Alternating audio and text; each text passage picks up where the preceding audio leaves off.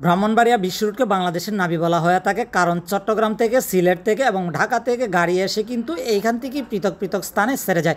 এত বড় কন্ট্রোল ব্যবস্থা কিভাবে বাংলাদেশের ছাত্ররা কন্ট্রোল করছে সম্পূর্ণ ভিডিওতে দেখুন। আপনারা যারা এই মুহূর্তে ভিডিওটি দেখতেছেন, আশা করি পেজটি ফলো দিয়ে অ্যাক্টিভ থাকবেন, পরবর্তী আপডেট পেতে আপনাদের সহযোগিতা চাই। ব্রাহ্মণবাড়িয়া বিশ্ব রুটে, ব্রাহ্মণবাড়িয়া এই যে ব্যস্ততম যে বিশ্ব রুট স্থানটি রয়েছে, এটা ঢাকা থেকে সিলেট অভিমুখে এখানে কিন্তু এই হাইওয়েটি রয়েছে।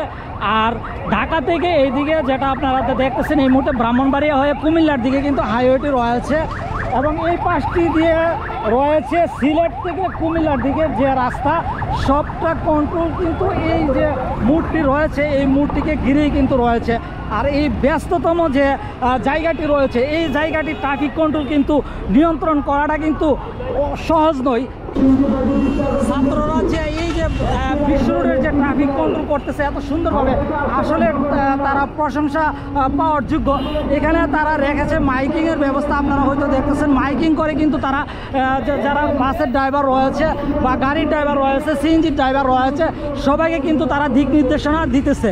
এখানে ছাত্ররা যে ব্যবস্থাপনাটি করেছে, এখানে কিন্তু দেখা যাচ্ছে যে বাংলাদেশ পুলিশ বাহিনী যে কাজটি করে থাকে, তারা কিন্তু এই কাজটি আজকে অনেক সুন্দরভাবে কন্ট্রোল করতেছে। গাইস, আমি এই মুহূর্তে ব্রাহ্মণবাড়িয়া বিশ্ব রোডে যে স্টুডেন্টরা সুন্দর একটি পরিবেশে তারা মাইকিং করে যে ট্রাফিক ব্যবস্থা কন্ট্রোল করতেছে, তাদের সাথে কথা বলার চেষ্টা করব। এবং যারা আছেন দায়িত্বে আছেন অবশ্যই ওইটাকে ক্লিয়ার করে রাখেন, লাইন করে দেন। আপনারা যদি শৃঙ্খলা বোধ দেখেন অবশ্যই আমাদের হবে না। আচ্ছা ভাইয়া, আমরা দেখতেছি ব্রাহ্মণবাড়িয়া এখানে 3টা হাইওয়ে কিন্তু সংযুক্ত হয়েছে। এইখানে ট্রাফিক ব্যবস্থাটা কিন্তু কন্ট্রোল করা বিরাট টাফ।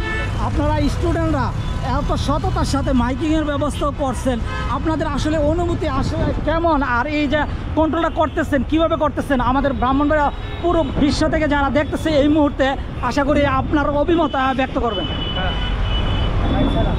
মাইকা বলেন। আমরা আসলে যখন দেখলাম এখানে 3টা লাইনে ব্রাহ্মণবাড়িয়াতে ঢাকা এবং সিলেট তিনটা লাইনে এক প্রকারের জাম ছিল হয়ে আকারে, তখন আমরা সামাজিক সংগঠন পাশাপাশি ছাত্র সমাজ মিলে এই সংগঠন এই রাস্তাকে ক্লিয়ার করার জন্য আমরা মাঠে নেমেছি ইনশাআল্লাহ।